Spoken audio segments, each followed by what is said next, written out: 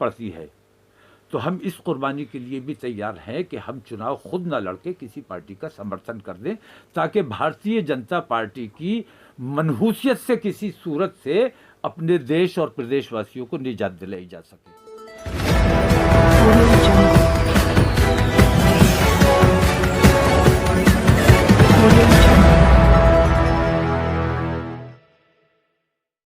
पिछले जुमे को हमारा जो प्रोग्राम हुआ उसमें हमने ऐलान किया था कि हर जुमे को 20,000 मुसलमान अपनी कुर्बानी के लिए पेश किए जाएंगे और अगला जुमा हमारा कानपुर और उसके बाद मुजफ्फरनगर हमारा फाइनल हुआ था, लेकिन अगले ही दिन आचार संहिता लग गई जिसकी वजह से हमें अपना ये प्रोग्राम मुलतवी करना पड़ा।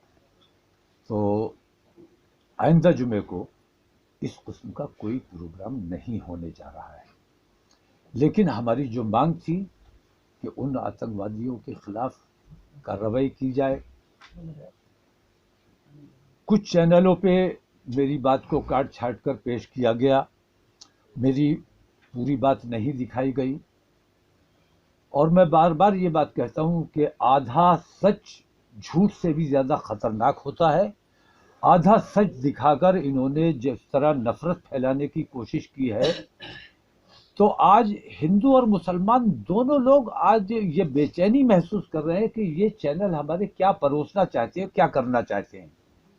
कहीं इनकी खुद की तो ये साजिश नहीं है कि देश में गृह युद्ध की जैसी स्थिति बन जाए, क्योंकि इन्हें जो लोग नफरत की बात करते हैं उनकी नफरत की बात आपको बतानी चाहिए, आपकी जिम्मेदारी है। और जो लोग मोहब्बत की बात कर रहे हैं उनकी मोहब्बत की बात काट के आप उसे नफरत के पैमाने में रख रहे हैं, ये बहुत बड़ा दुर्भाग्य है। तो उन तमाम मीडिया के लोगों से मैं दस्तक कहता हूं कि अगर वाकई आप अपने देश से प्यार करते हो तो इस किस्म की कार्रवाई फौरन बंद की जानी चाहिए। देश में अमन और अमान का माहौल बना रहना चाहिए। और मैंने उन लोगों ने कत्ल की धमकी दी, मैंने गांधीवादी तरीके का इस्तेमाल करते हुए और अपने देश से प्यार और मोहब्बत का इजहार करते हुए मैंने ये कहा कि भाई आप मारना चाहते हो, हम मरने को तैयार हैं। 20 लाख हम एक बार में आपको नहीं दे सकते, हम एक मैदान में जमा हो जाते हैं 20-20 हजार किस्तों में। हर जुमे को आप आइए, हमारा कत्ल कीजिए, चाहे अपनी पुलिस से कराइए, चाहे अपने आतंकवादियों से, गुंडों से कराइए। हम अपने देश के लिए कुर्बानी देने को तैयार हैं। और अगर ये आपका असल मकसद कत्ल करना नहीं है बल्कि नफरतें फैलाना और हिंदू और मुसलमान दूरी पैदा करना असल मकसद है आपका, तो फिर आप ये चुनाव नहीं लड़के मैंने जो कुर्बानी दी है मुझे उसका असर देखना है कि मेरी मेहनत का क्या असर हुआ। लेकिन इस वक्त मैं ये समझता हूं कि देश हित में चुनाव कम से कम 4 महीने के लिए टाला जाना बेहद जरूरी है। तो मैं इस वक्त चुनाव की बात नहीं करना चाहता, पार्टी की बात नहीं करना चाहता, अपनी पार्टी के सिलसिले में कोई बात नहीं करना चाहता। मैं इस वक्त सिर्फ अपने देश की और देशवासियों की फिक्र कर रहा हूं और उन्हीं के हित की बात कर रहा हूं। मेरा सवाल आपसे ये है कि अगर सरकार चुनाव कराती है, मान लीजिए इंदौर में चुनाव कराती है, तो क्या आपकी पार्टी भी चुनाव लड़ेगी? आपकी पार्टी, आप अपने कैंडिडेट खड़े करेंगे विधानसभा चुनाव में या किसी पार्टी को समर्थन देंगे? पार्टी का मामला ऐसा है कि पिछला चुनाव हमने नहीं लड़ा, पार्टी थे, इसके बावजूद हमें लगा कि हमारे लड़ने से फिरका परस्त ताकतों को फायदा हो सकता है। अभी भी मेरी तमाम पार्टियों से बातचीत चल रही है, कोई फैसला अभी नहीं हुआ है, लेकिन अगर जरूरत पड़ी, चुनाव की हमारी तैयारी मुकम्मल है।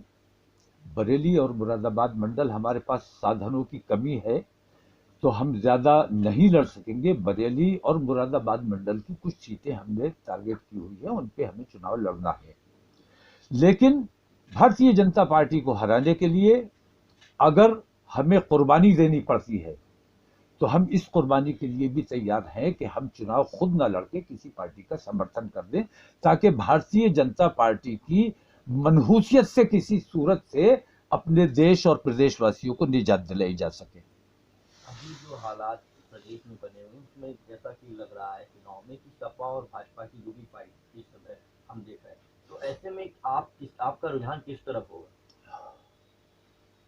देखिए, समाजवादी की सरकार मैंने देखी है, समाजवादी की सरकार में मैं मिनिस्टर भी रहा हूं, और 12 से 15 तक हमारे प्रदेश को जिन तकलीफों से गुजरना पड़ा है, 12 से 17 तक जिन तकलीफों से हमारे प्रदेश को गुजरना पड़ा है वो लोग भूले नहीं हैं, और खास तौर से मुसलमानों को जिन तकलीफों से गुजरना पड़ा है, क्योंकि उस वक्त यही जो आज सत्ता में बैठे हुए हैं यही लोग जगह जगह दंगे कराते थे, कहीं मस्जिद पे हमला करते थे, कहीं मुसलमानों पे हमला करते थे, कहीं लिंचिंग करते थे, कहीं कुछ करते थे, और ये रोजाना तकरीबन उत्तर प्रदेश के सभी जिलों में छोटे बड़े कुल मिला के 176 दंगे हुए थे।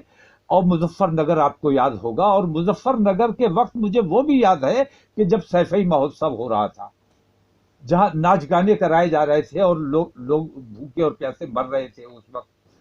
तो इनसे नाराज होकर मैंने, जब इनकी सत्ता थी तब मैंने इन्हें छोड़ा था, आज तो ये सत्ता के लिए संघर्ष कर रहे हैं, तो इनकी हिमायत, मैंने इनसे बातचीत की है, अखिलेश यादव से मीटिंग कर चुका हूं, और उनके सामने मैंने अपनी मांग रखी थी कि अगर भारतीय जनता पार्टी जाती है, आपकी सरकार आती है, तो आप ये बताओ कि कल दंगे रोकने के लिए या सरकार चलाने के लिए आपके पास कौन कौन से टूल हैं, किस तरह चलाओगे, क्या रूट मैप है। उन्होंने कोई तसल्ली बख्श जवाब नहीं दिया है। मैंने उनसे कहा कि दंगा जांच आयोग बनाया जाना चाहिए, उन्होंने अभी तक मुझे जवाब नहीं दिया है। तो जब तक उनसे कोई तसल्ली बख्श जवाब ना मिले, उनसे उनका साथ देना या उनके बारे में कोई बात करना मैं मुनासिब नहीं समझता हूं। फैसला कौम और मिल्लत के हक में और अपने प्रदेश के हित में जो बेहतर से बेहतर होगा इंशाल्लाह वो किया जाएगा। अगर हम खुद लड़के कोई अच्छा नतीजा दे सकते हैं तो खुद लड़ेंगे, और अगर अपने प्रदेश के लिए हमें कुर्बानी देनी पड़ती है तो फिर हम किसी पार्टी का समर्थन भी कर सकते हैं। मुमकिन है कि इस बार चुनाव ना लड़ें, किसी का समर्थन कर दें, क्योंकि हमें किसी भी हालत में इन मनहूसों से, क्योंकि इन्हीं की मनहूसियत की वजह से कोरोना से आप लड़ते लड़ते मर जाओगे, वो मातम भूल गए। चुनाव आयोग से भी मैं कहता हूं कि अभी पिछले थोड़े दिन पहले जिला पंचायत के चुनाव हुए थे, आपको याद होगा, सैकड़ों अध्यापक, सैकड़ों कर्मचारी उस वक्त इस कोरोना का शिकार हुए थे, और कितने घरों में मातम हुआ था। चुनाव आयोग कैसे भूल सकता है उस बात को। तो ये तो बहुत बड़ा चुनाव है, इस चुनाव में संजीदगी से गौर करना चाहिए। जल्दबाजी में या दबाव में अगर फैसला लिया है तो हुकूमत को भी इस पे पुनर्विचार करना चाहिए कि चुनाव ज्यादा जरूरी है या लोगों की जिंदगी ज्यादा जरूरी है। बस यहां मैं अपनी बात खत्म